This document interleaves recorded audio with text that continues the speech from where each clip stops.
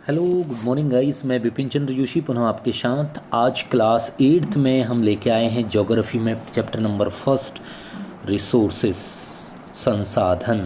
तो गाइस आपको जैसे कि मालूम होगा, संसाधन का अर्थ किसी काम को करने में जिन चीज़ों की हमें आती है वही हमारे संसाधन कहलाते हैं। एक स्टोरी से हम इसको स्टार्टिंग करेंगे कि एक स्टोरी के माध्यम से इसे कैसे बताया गया है। तो मोना और राजू अपना घर साफ करने में अम्मा की मदद कर रहे थे। इन सभी चीज़ों को देखो, कपड़े, बर्तन, अनाज, कंघा, शहद की बोतल, किताबें, इनमें से प्रत्येक उपयोगी है। मोना ने कहा इसलिए ये महत्वपूर्ण है। अम्मा ने कहा ये संसाधन है। संसाधन क्या है?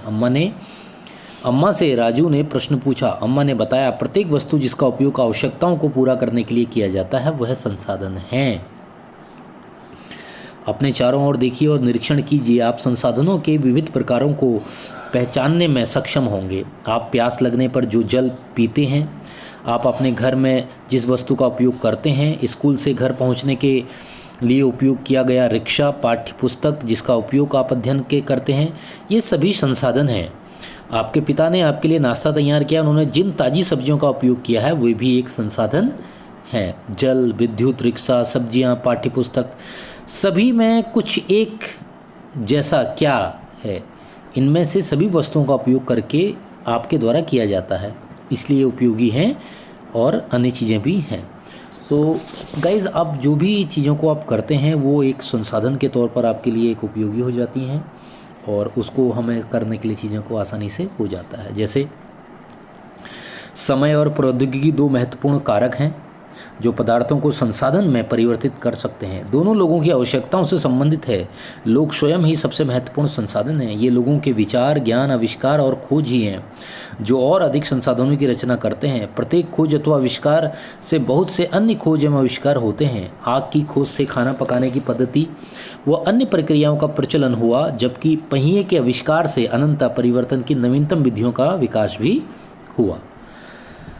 गाइज, अब बात आता है टाइप्स ऑफ रिसोर्स की। अगर हम बात करें तो संसाधनों के प्रकार में संसाधनों को प्राकृतिक, मानव निर्मित और मानव से वर्गीकृत किया गया था। तो सबसे पहले हम पढ़ते हैं नेचुरल रिसोर्सेज क्या होते हैं। जो संसाधन प्रकृति से प्राप्त होते हैं और अधिक संशोधन के बिना उपयोग में लाए जाते हैं, प्राकृतिक संसाधन कहलाते हैं। जैसे वायु, जिसमें हम सांस लेते हैं, हमारी नदियाँ, झीलों का जल, मृदा, खनिज, सभी प्रकार प्राकृतिक संसाधन हैं। इन संसाधनों में से बहुत से प्रकृति के निःशुल्क उपहार हैं और सीधे ही उपयोग में लाए जा सकते हैं। कुछ परिस्थितियों में प्राकृतिक संसाधन का सबसे अच्छी तरह उपयोग करने के लिए औजारों और प्रौद्योगिकी की आवश्यकता हो जाती है।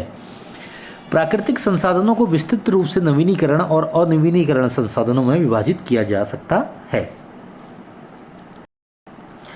उसके बाद आता है गाइस हमारा नवीनीकरण संसाधन क्या है। रिन्यूएबल रिसोर्सेज की अगर हम बात करें तो वे संसाधन हैं जो शीघ्रता से नवीनीकृत अथवा पुनः पूरित हो जाते हैं। इनमें से कुछ असीमित हैं, उन पर मानवीय क्रियाओं का प्रभाव नहीं होता, जैसे सौर और पवन ऊर्जा। लेकिन फिर नवीनीकरणीय संसाधनों जैसे जल, भूमि, मृदा आदि, इन सब चीज़ों से भी हम इनको प्राप्त भी कर सकते हैं। उसके बाद गाइस आता है कि नॉन रिन्यूएबल रिसोर्सेज क्या है। वे संसाधन हैं जिनका भंडार सीमित है।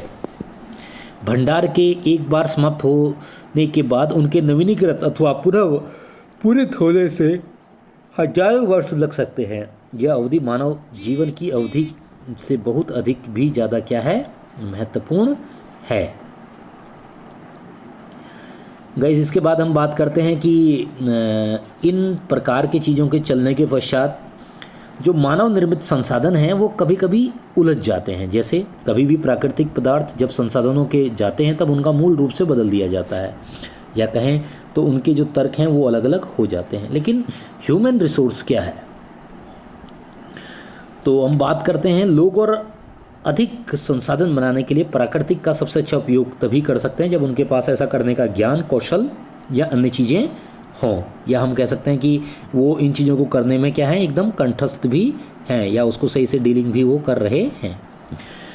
मगर लोग मानव संसाधन हैं। शिक्षा, स्वास्थ्य लोगों को बहुमूल्य संसाधन बनाते में मदद करते हैं। अधिक संसाधन के निर्माण में समर्थ होने के लिए लोगों के कौशल में सुधार करना मानव संसाधन विकास कहलाता है।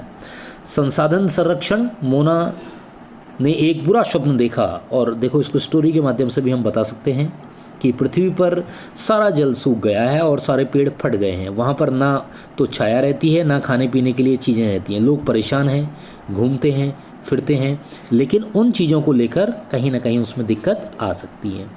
सो हम इस बात को बड़े ध्यान से और आसानी पूर्वक कह सकते हैं कि संसाधन वे कहलाते हैं जो हमें किसी काम को करने में हमें आवश्यकता देते हैं, मजबूर करते हैं या उनको आगे लेके जाते हैं।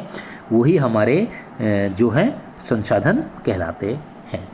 सो गाइज़, ये चैप्टर नंबर 1 आपका आज फिनिश होता है। Thank you so much for listening and watching. जो भी आपको डाउट्स हो वो हमें बताइएगा और इसके असाइनमेंट हम जल्दी आपको प्रेषित करेंगे। Thank you guys, thank you so much.